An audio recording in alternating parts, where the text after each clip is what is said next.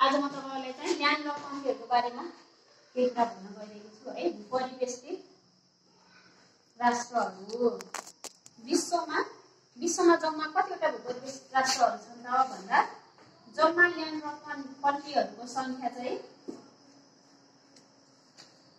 जम्मा हाम्रो भूपरिवेष्टित राष्ट्र 48 वटा है।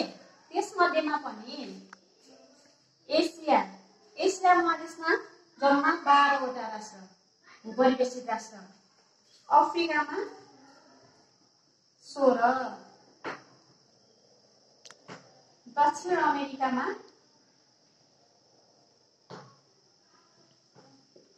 2, युरोपमा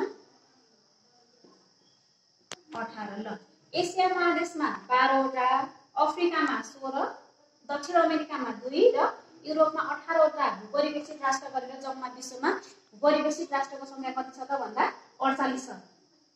उत्तर अमेरिका, अस्ट्रेलिया र अन्टार्कटिकामा भूपरिवेष्टित राष्ट्र छैन है। अब यहाँनिर भूपरिवेष्टित राष्ट्रमा पनि ठुलो र सानो जम्मा यो 48 मध्येमा सबैभन्दा सानो भूपरिवेष्टित राष्ट्र कुन भन्दा भ्याटिकन सिटी,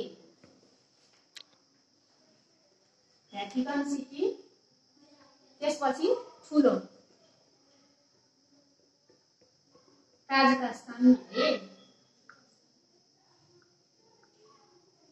48 भूपरिवेष्टित राष्ट्र मध्ये सबैभन्दा ठुलो काजाखस्तान र सबैभन्दा सानो भ्याटिकन सिटी।